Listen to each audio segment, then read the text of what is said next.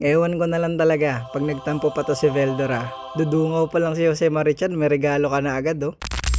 So kahapon mga Lodi, nagpunta tayo sa grand opening ng Reptile Superstore sa QC. Naabutan pa natin yung ribbon cutting nila. So congrats Sir Lendel and Ma'am Gabby para sa successful grand opening. So diretso na tayo sa loob ng store. Ang ganda rin ng ambience ano. Bali may bibilin tayo dito para sa upgrade ng setup ni Veldora. Pero syempre, pakita ko na din sa inyo kung anong ino-offer ng Reptile Superstore and yung price nila mismo. Unahin na natin tong Cayman. So 25k mga Lodi para sa baby na to. Solid magalaga nito. Kaso kailangan medyo may space yung bahay nyo. Kasi alam ko umaabot ng 2 feet tong mga to eh. Kuminji for 15k may less 10% pa. Ang kukit din ng mga baby monitor lizard na to eh no. Tapos paglaki, para ka na may dinosaur sa bahay nyo, di ba? Next, Red Tegu for 27k na lang. Ayan siya paglaki. Tapos ito naman yung mga babies. Ayan ang cute ng mukha eh no. Parang iningitian mo pa ako Parang nagpapahiwatig ka sa akin Sarap tuloy bilhin eh no. Pero mas masarap yung may pambili. Next, Blue Tegu. Ito, aray ko, 54. Discounted price yun So alam ko until August 31 lang yung discounted price nila, then back to normal na.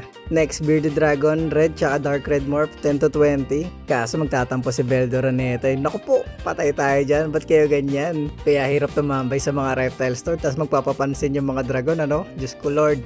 Next natin tong mga sulgata. Ito for 8k na lang. Isa din to sa mga nasa listahan natin. Ang cute din kasi talaga nila lalo pag tumpok-tumpok. Next is Cherry Head na Redfoot, 25 Maalodi. Oh my goodness. Well, solid din naman talaga kasi coloration, kaya ganun talaga. So syempre, di rin mawawala ang mga reptile essentials. Nandito rin yan available.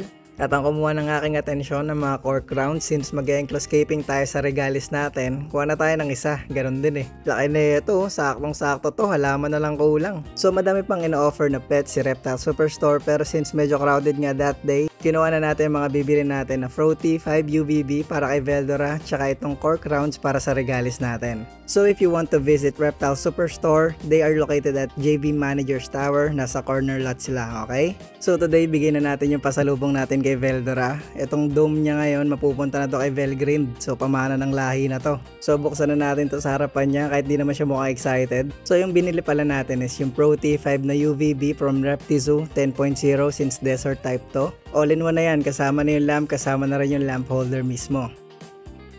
So ayan itsura niya pagkasama na yung lamp. Madali lang siya ikabit, isasalpak mo lang, sabay twist mo dyan. Pero syempre wag mo panggigigilan, baka mabasag naman, di ba? Sayang. So gagawin ko dito ay papatong ko na lang sa taas since 34 inches lang yung light, 36 inches yung enclosure ni Veldora.